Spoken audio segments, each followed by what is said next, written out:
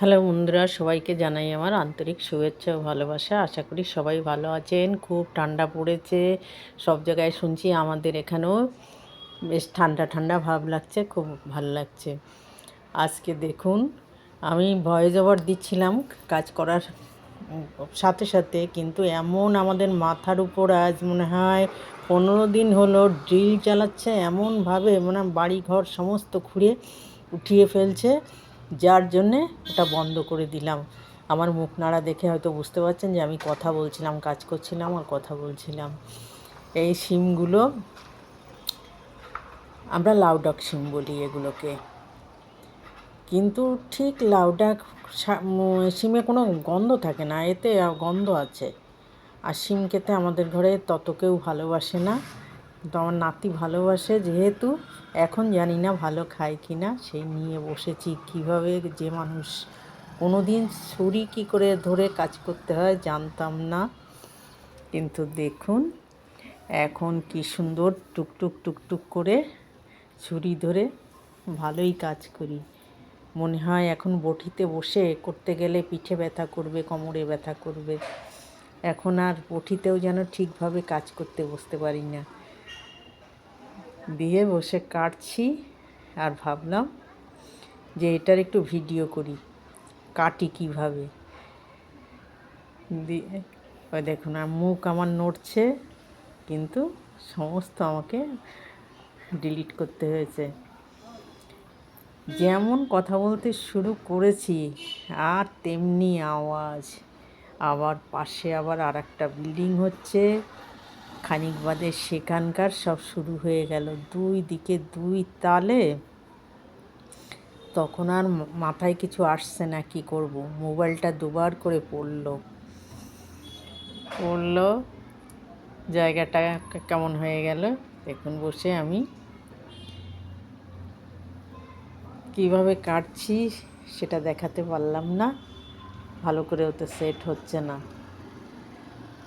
কেন জামাইতে এবার এসে আমাকে আগে একটা কিনে দিয়েছিল স্ট্যান্ড, কিন্তু তার থেকে এবার একটা খুব সুন্দর অর্ডার দিয়ে আগের থেকে এনে রেখেছিল। আমি জানতাম না যে ওটা আমার জন্যই এনে রেখেছে।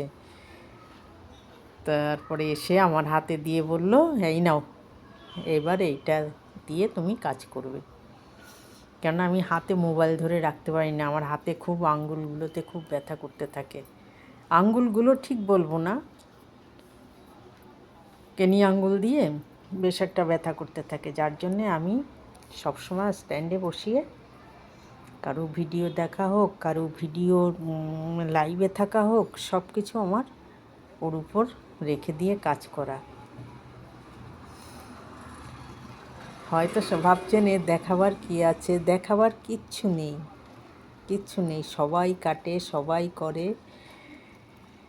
যে সবাই কাটে সবাই করে, কিন্তু আমি আমার মতন আমি কিভাবে করি আমি সেইটা দেখালাম। কেন এত সরু সরু জিনিস ধৈর্য ধরে বসে কাটা ভীষণ কষ্টকর ব্যাপার। এটা টেবিলে নিয়ে এসেছি, খাবার টেবিলের উপর রেখে কাটতে শুরু করেছি। আর যত সরু করে কাটা যায় ততই ভালো হয়। শিম রান্না তো একদিন দেখিয়েছিলাম যে কী করে করি, ওইভাবেই আবার করব।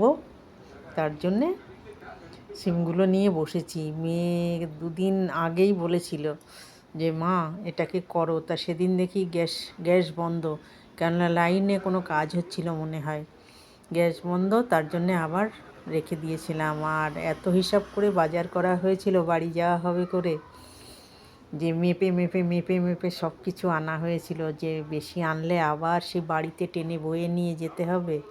তা ভগবানের কি খেলা, আমাদের সে বাড়ি আর যাওয়া হলো না। যা হয়েছে হয়তো ভগবান ভালোর জন্যেই করে, কেননা এখানে যেটুক ঠান্ডা পড়েছে তাতেই আমাদের শরীর খারাপ করছে। আর পশ্চিমবঙ্গে তো নাকি বিশাল ঠান্ডা পড়েছে। এই খানিক আগেও আমার দিদির সাথে কথা হলো, বলছে যে বিশাল ঠান্ডা। তাই আসিসনি, ভালো করেছিস, নাতি নাতনি অসুস্থ হয়ে যেত। আর আমি নিজেই এখন আর 7 বছর ধরে এখানে থেকে বাড়ি গেলেই আমি অসুস্থ হয়ে পড়ি। সবাই ভালো থাকে, আমি অসুস্থ হয়ে পড়ি। আমাকে উল্টে ডাক্তারের কাছে নিয়ে দৌড়াতে হয়, কেন হয় জানি না। তা যাই হোক, যা হয়েছে ভালো হয়েছে, যে নিয়ে গেলে ওদের মনে হয় সুস্থ নিয়ে আসতে পারতাম না, নিজেও সুস্থ আসতে পারতাম না, যা ঠান্ডা।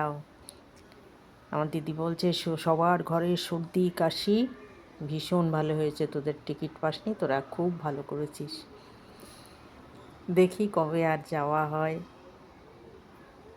যাওয়ার আশায় আছি। না হলে এত হুড়োহুড়ি করে সমস্ত কিছু করলাম আমরা,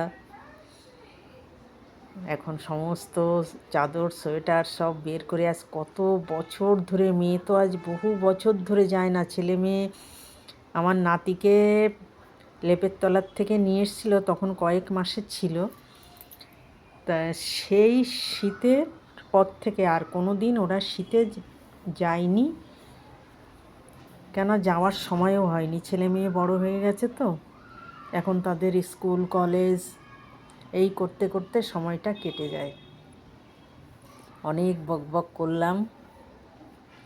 আমার সিম কাটা আপনাদের কেমন লাগলো জানাবেন।